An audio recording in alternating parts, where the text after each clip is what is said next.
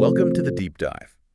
Today, we're jumping into something loads of people dream about, learning English and learning it fast. Yeah, it's a big goal for so many. Definitely. Whether it's for your career, getting ahead, or maybe traveling more easily, or just connecting with folks around the world, English really does open doors. It absolutely does. So we're aiming to give you a bit of a shortcut today, looking at the strategies that actually work. And that's exactly our mission here. We want to unpack the right mindset, the best strategies, and the resources that can genuinely speed things up for you. Make it faster, sure, but also enjoyable and something you can stick with. Right. Sustainable. Exactly. Yeah. We've dug into a really comprehensive guide on how to do this, and it challenges some common ideas about language learning. Okay, let's unpack this then, because I think a lot of listeners might feel it's just this huge mountain to climb, takes years and years. But the guide kicks off saying, actually, quick learning is possible, maybe faster than we think. So what's the big mindset shift we need to even start believing that? That's spot on. Often it's not about ability, it's about perspective. The guide really hammers home the importance of a growth mindset. Okay, I've heard that term. Right. And it's not just jargon. It's about fundamentally changing how you see the learning process. Right. Every slip up, every mistake. It's not failure. Yeah. It's feedback. It's your brain figuring things out, making new connections. But that does bring up a key question, doesn't it? How do we actually make that shift? Especially when we inevitably mess up. Yeah, good question. And the guide offers some solid steps. It suggests setting really clear, measurable goals is, crucial. Right.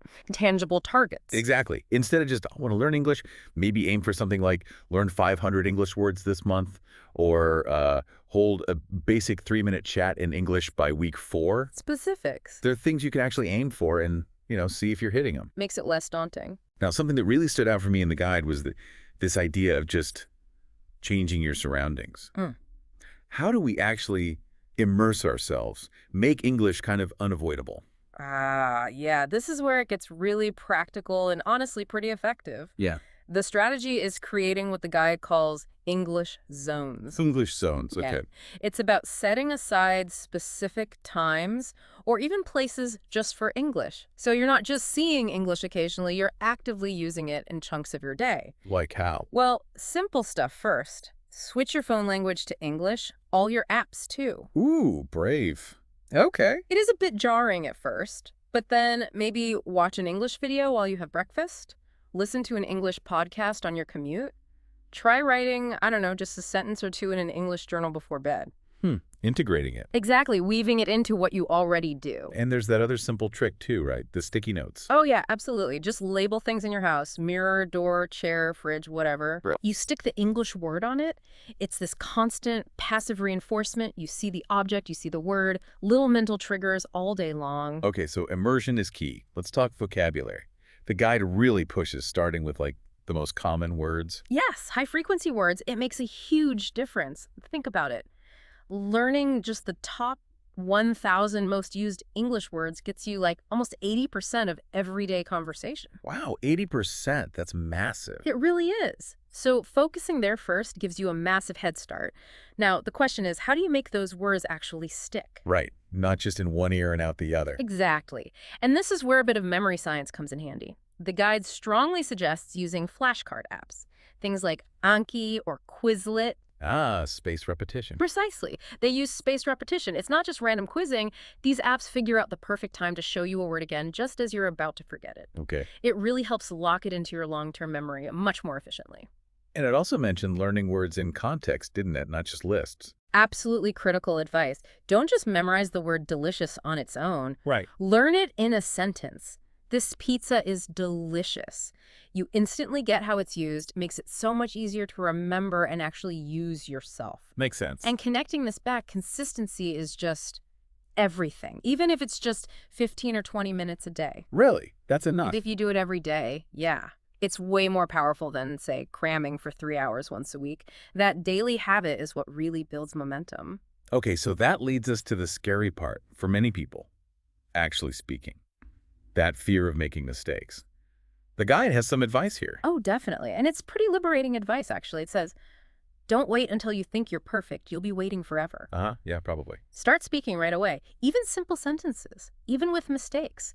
Communication is the goal, not flawless grammar on day one. Okay. And what's really helpful here is finding a language partner. There are apps for this: HelloTalk, Tandem, Speaky, loads of them. Right. Connect with native speakers. Or other learners, just someone to practice with in real time. It's low pressure, you're both learning, it gets you comfortable just trying. And what about checking your own progress? The recording thing. Yeah, that's a great self-assessment technique. Record yourself talking for maybe a minute or two about anything, then listen back. Cringeworthy, maybe. Maybe a little at first, but you'll immediately hear where you pause, where your pronunciation is a bit off, where your sentences get tangled. It's like having a mirror for your speaking. Okay. I can see that. And another really effective practice, often missed, is called shadowing. Shadowing. Yeah. You listen to native speaker audio or video, and you repeat right after them, trying to copy their exact sound, the rhythm, the speed, the intonation. Like mimicking. Exactly. It builds muscle memory for your mouth, helps you sound way more natural. Interesting. Okay. Moving on to listening. It's more than just hearing, right? The guide talks about active listening. Totally. Passive hearing is just sound washing over you. Active listening is engaging your brain. One technique the guide suggests is watch a short scene from a TV show or movie. Okay. Then watch it again, but this time, no subtitles. Oh. And then try to write down a quick summary of what you understood. It forces you to really focus and process the language. That sounds challenging but useful. And connecting that to the bigger picture, think about subtitles strategically. Start with English audio and English subtitle. Okay, training wheels. Kinda, yeah. Then, as you get better, try turning the subtitles off completely. It's a gradual step towards understanding without needing the text. And just keep rewatching or re-listening. Yes. Repetition is your friend here. You'll be amazed how much more you pick up the second, third, even fourth time you listen to something. Nuances you totally missed before. All right. What about reading and writing? Where should beginners start? Good question. The guide recommends starting easy. There are great websites designed for learners like VOA, Learning English, News and Levels, or Simple Wikipedia. The language is adapted, it's clearer. Makes sense. Not jumping into Shakespeare straight away. Definitely not. And for writing, a really powerful habit is keeping a daily journal in English. Oh, yeah. Even if it's full of mistakes. Especially then. The focus isn't perfect grammar, it's just expressing yourself, getting your thoughts out in English. It raises that question, though. How do you actually build that habit without feeling overwhelmed? True. Finding the time. But even a few sentences is a win.